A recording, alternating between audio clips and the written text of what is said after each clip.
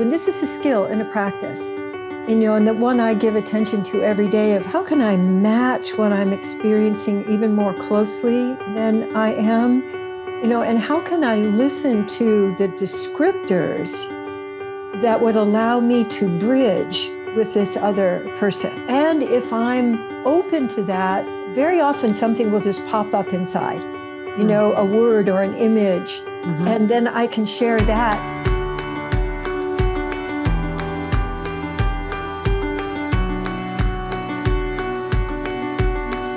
Hello, Katie.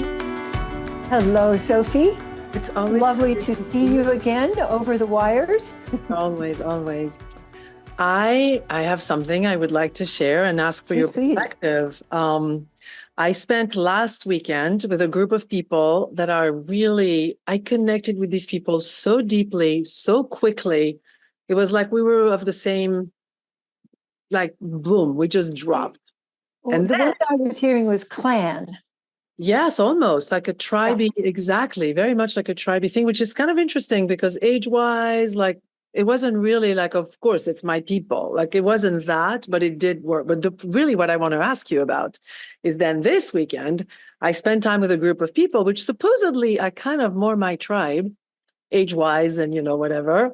And there was my desire for connection was so not given anything. It was just not, I for some reason, I would just throw something that I thought was a little bit more intimate or whatever. And so I was curious, like, how do we connect deeply with people? Like, what is there a recipe? Is there, what do we do to ensure it? Because it was beautiful last weekend. I really liked it. Yes. And my sense is also that you got such a glow and a sense of well-being from that you maybe anticipated that you might have another experience like that. So maybe your anticipation got a little bit ahead of you. That's, always a possibility. But also when I have one of those like peak experiences, it almost always is followed by like regular everyday. There's this saying, before enlightenment, the laundry, after enlightenment, the laundry. So the combination of, of having our expansive experiences and then taking care of life, the business of life, that can interrupt. But it's so interesting that you would say that, because I was coming today to our conversation with the same question of how can we deepen our connections with each other to experience. I mean, we know that that the antidote to addiction is connection, but that's become kind of right.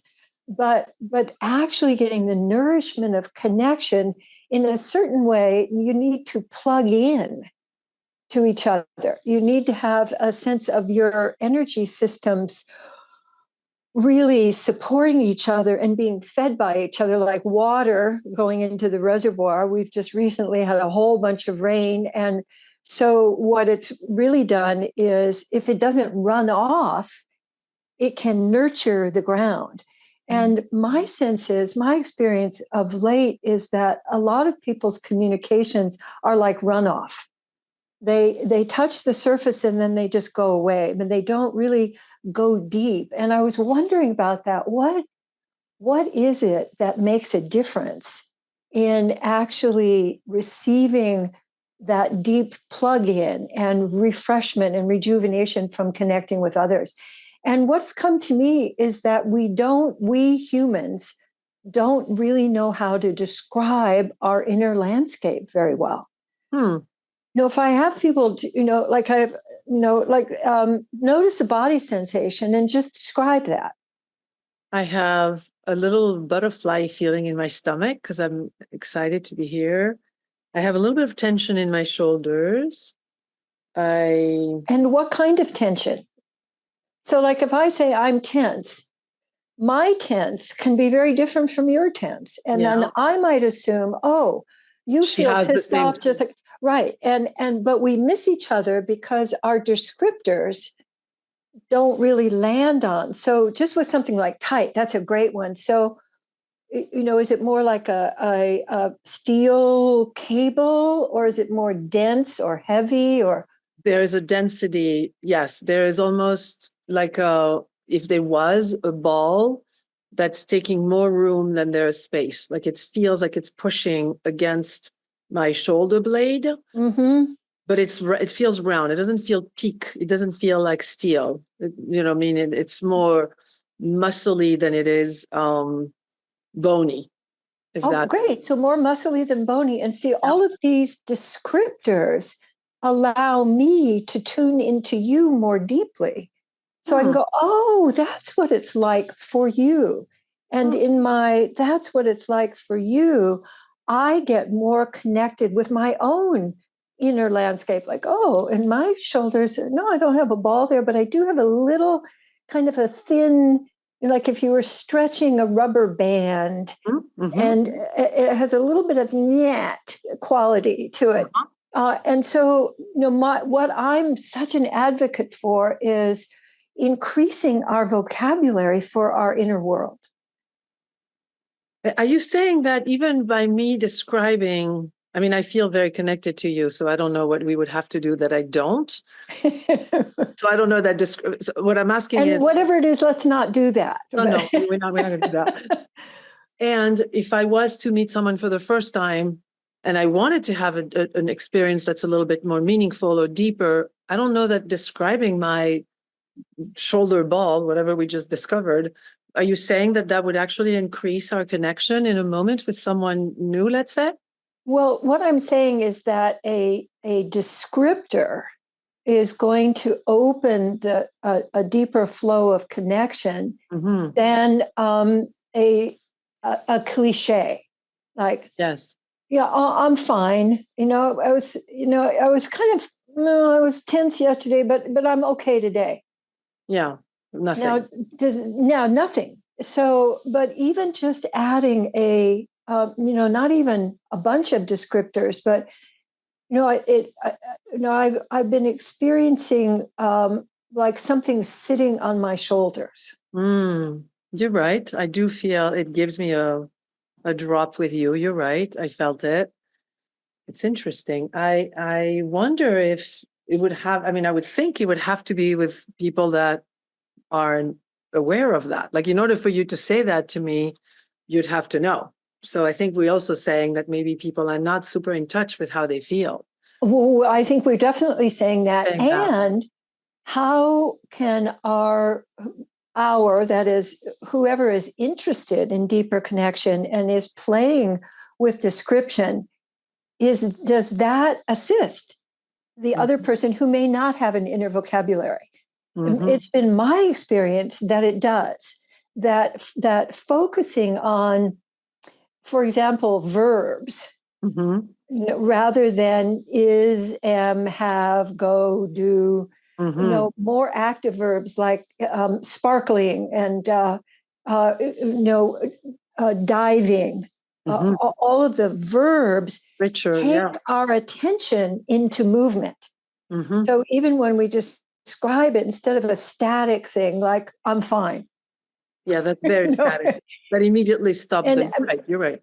It stops the flow, and then people have to, maybe interpret the tone. Like when she says I'm fine, is she meaning, what does she mean there? Or, oh, she sounds angry, or, oh, she sounds depressed, but there's no opening for me to say, oh, when I heard you say I'm fine, I just felt like I sat down in a mud puddle. Yeah. Ooh, that would be an unusual response. Usually people are like, I'm fine. Yeah, me too. All right. Yeah, me too. And then, and then on we go on to a surface conversation. And what I've been, for myself also, but what I've been noticing with people I care about is a kind of a longing for, like there's something missing. And my sense is that what's missing is the eloquence of our language to bring our attention into deeper recognition and deeper connections. When I'm more connected to me, I have open space for connecting to you. And it's an invitation also for you to go ahead and dive in beyond the fine. Yeah, what you're saying reminds me of what I feel or think when someone says interesting. Like, how was the movie? Interesting. Interesting. How? That's another one of those great words. Are you Interesting. scared? Were you enriched? Were you touched? It's like, give me, you're right. It has this feeling of like, give me more. Like interesting is Yeah. lazy. It feels It's lazy. it's a little bit of like stingy. Yeah. And Yeah.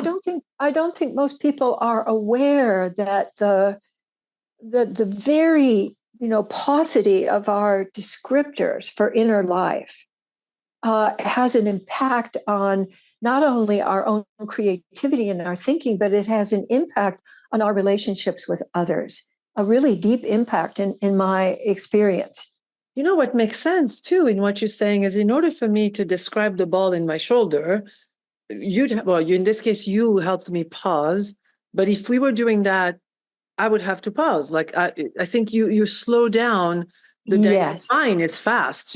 Interesting. That's fast. I can just like can spit that out. But yes, that's it. That's it. And it's interesting because what else is there to talk about? Because if I see a movie that I found interesting, quotes, it's because it touched me, it moved me, it inspired me, or it made me want to get up and go do something about it. Whatever it is, that is what enriches. Otherwise, why do we talk to each other? Why do we don't just talk to each other like I'm fine, I'm fine, I'm fine, I'm fine. How's your day? I'm interested. It was interesting. Okay, great. Yeah, we had a lot to do. It reminded me of my brother's conversations with my parents when we were little. They'd say, where'd you go? Out. What'd you do? Nothing. That's very teenager. That's very young. It's a very young, not immature, but not very explored kind of experience. Yeah, or curated. So my sense is, like when I hear or first when I hear Shakespeare, yes, or I've watched a play in which Shakespeare and the language, the richness of the descriptors, and I know this is in English, and I imagine that there are like idioms in French that are descriptors. Where they're reference to some kind of experience, some kind of body sensation, or some experience that everybody has had. Yeah, like falling on your face. A lot of our body idioms are actually descriptors. Cold feet and a lump in my throat. Those are descriptors that allow people to go, oh yeah, I know that. I know what that is. Yeah, yeah. It reminds me of a party at your house where there was a note on the door, on the front of the door, and then inside the party there was along the lines of like, we don't do small talk in this house. And immediately everybody was like, oh, okay, so deep talk. What what do we do? Right. Yeah, so deep talk for me, where I feel so honored and curious is when somebody opens their inner world to me. Yeah. Yeah. And then I feel like, my I'm welcome here. I'm invited. Yeah. I'm invited. Yes. And so then I can get more curious. And also my sense is it's not so much slower, is that it is more leisurely. Yes. That I'm spreading out into time rather than no. I've got, I'm all busy and you're busy and we're all just kind of careening around, which is, I think, a lot of how people operate. And then they're fueled by adrenaline. Yes. That, and have to keep accelerating. But this, I think, describing and listening in that way provides a deep kind of nourishment of that, the juiciness of, being able to share resonance, actually sharing, oh, that's how it is for you. Oh, thank you. That's not exactly what I experience. What I experience is, and then we get to expand each other's worlds. It reminds me of the intimacy into me. Yes. Like inviting you inside to be and have this experience that we can say, oh yeah, I know. When if I say fine, I really give you nothing. I give you. That is really fascinating. I went to a party a while ago with a dear friend of mine who was celebrating her graduation, and there was all these people.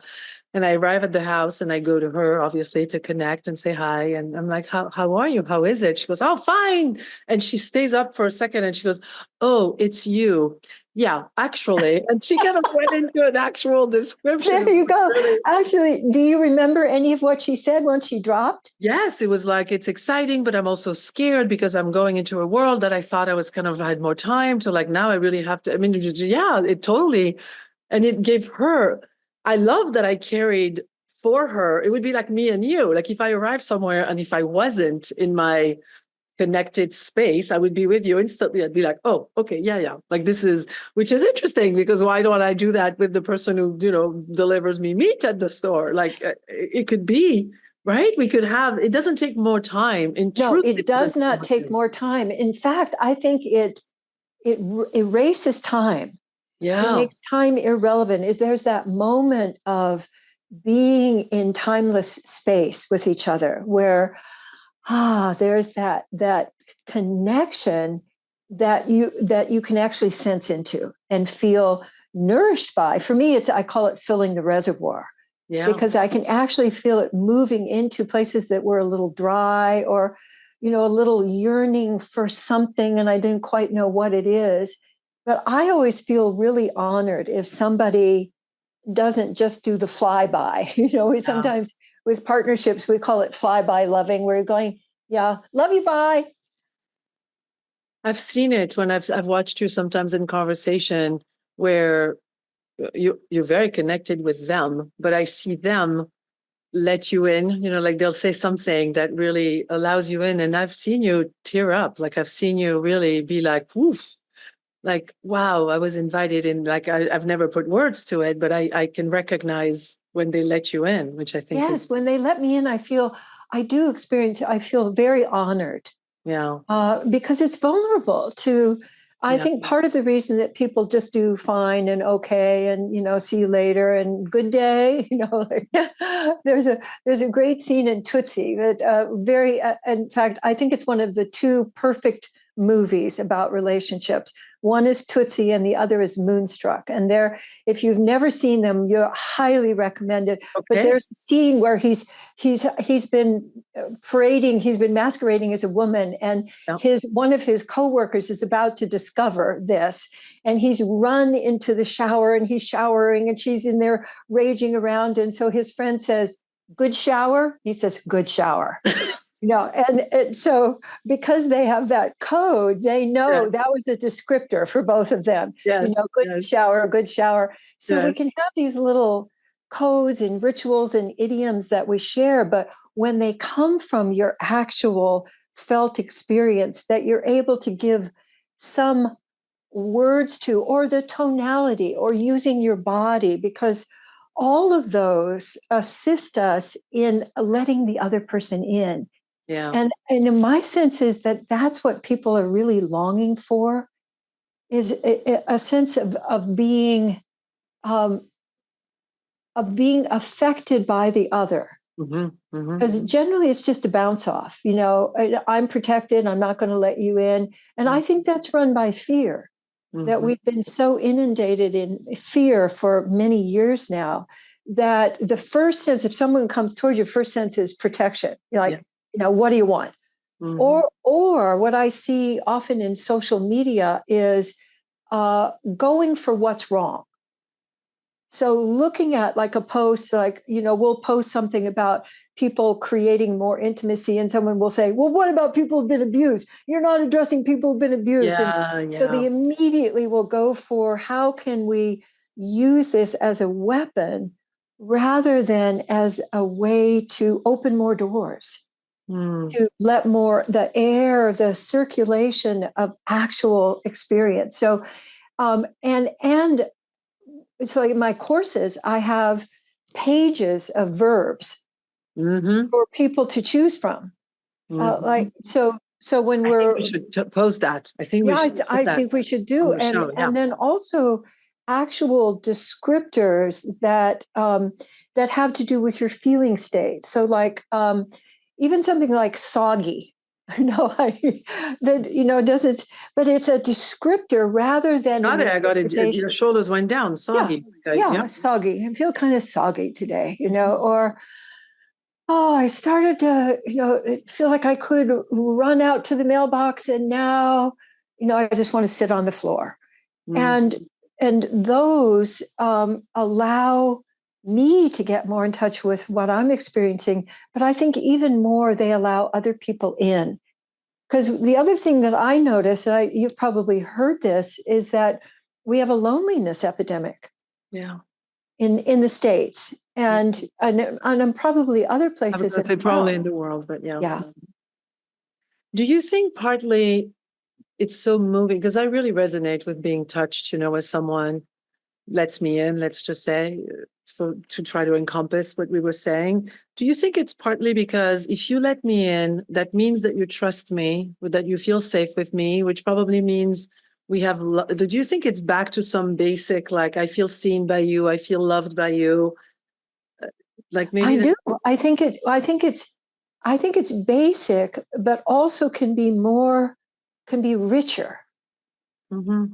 Because we talk about attachment and people, having different things missing in their development that can be, in my experience, can be renewed and knitted up by weaving more words that match experience rather than words that don't have any reference to what I'm feeling in the moment. Mm-hmm. It reminds me of this experience I have sometimes where, how sometimes people finish your sentences? Like you're like, yeah, you're looking for the word, and the other one puts a word. And some people, you in particular, for me, actually, you'll put in a word. Not that you interrupt me, but if I'm searching for something, you'll say something that's like, yeah, exactly. And then you talk to some people, and they'll say a word, and you're like, no, absolutely, like they absolutely not matching. You're like, what? It's like, no, really, I don't. That's not at all. Like, how much could you be not seeing me? Well, so there is that fear that can come up that, I'm not getting you, mm-hmm. or I'll say something and you're going to go, oh no, what, that doesn't fit at all. So I think part of it is safety and sort of tiptoeing around each other. But I would much rather live in a world of radical authenticity. I can see when people are being real. And when they're being real, I experience that as a basic nourishment. And, it's like, ooh, yum, yum, yum. And especially if people are willing to kind of search for it. There's something that we've experimented with that I call matching, which is, and it's good to start with your hands and fingers like matching as if you were sculpting or painting something that's going on inside. And then often if I do that, there may be a sound or a word that comes, but from the practice of matching, I invent more words, and words that actually could be fitted like the top of a lid on a glass. They fit. And when it fits, there's this experience. It's like an and there may be a little that comes with it, like, oh my gosh, you got me, and that comes with it. Yeah. I do. It's funny that you just said that. I was thinking this weekend how easily it's become for me when it's almost like the sound of a bell inside of me when they're authentic and they're telling me, even if it's not super sophisticated and they're looking for it and they're really in there trying to, but there's a sound to this bell that feels so harmonious. And then when someone is giving you the fine or is giving you this thing where it's like, like the sound of it. I don't know that it's a physical sound. It's an inner, please come on in. Well, yes. Well, what I was hearing is that you experience a sound which is very close to movement. So We Mm-hmm. really are just sound vibrations, Yes. encased with skin. Yes. And when someone vibrates Yes. at the level that meets you, that's like hearing the that most wonderful chord. I was just remembering we had the wonderful experience of being able to see La Boheme, the opera La Boheme, Mm-hmm. in New York many years ago. And at the end of the first act, they're singing as they're going off stage, and there is just this incredible harmony that vibrated in me. It still does. When I tune into that, I can still experience that vibration that gives me goosebumps, and also gives me a sense of possibility. Like there's an open door in the world. It's not just all same old, Mm-hmm. but it invites invention, Mm-hmm. and that we're creating all the time with our words. And so it's all also kind of tossing with each other, like here's what I'm experiencing, how's that for you? Like if we walk into the same place, like we're going to the same party, and we meet halfway through, and like how's it been for you, and how's it been for you? And if we use descriptors, we get a chance to experience the whole party through Mm-hmm. the other. That's really profound. It has maybe there is such a universal vibration that we recognize. Like if I go to a concert, even if I've been to not rock, super heavy rock, but there's something melodious, and you see this room coming together in a way that there's nothing that, I've never seen anything like it, where you could look at a complete stranger, and we don't even need to use fine or super refined words, actually. Like there is this thing that just, we our heart started beating at a certain rhythm together, or something. Oh, I'm sure that, there's research on that. It's called entrainment. And when people are together, their hearts start beating the same level, and they're breathing. And this is something that human beings, I think, crave and need. And that's part of why we have so many musical events. And music, I think that our words can become like music. Yeah. It's funny because maybe music doesn't need words because we connect so deeply, but the next best thing is the words that help us connect. It's like almost like a step. It's another opportunity, but it's almost like you can experience it in complete silence and in complete even just being with each other. Yes. And my sense is that happens because our whole body learning and openness is on board. So like listening appreciatively and breathing openly, so that each one of those breaths, takes us into more open space. So and also then moving. Once people are moving together with music, that has healed communities for thousands of years. That is the main thing that creates community. That's really beautiful. I was in a workshop years ago, NLP based something, and someone had a bit of a experience where they started really hyperventilating, and they were breathing very fast, and you could see that they were adding to the problem by breathing so intensely, and the guy who was facilitating sat next to the person, and they started breathing really fast as well, and I was watching thinking, what's happening?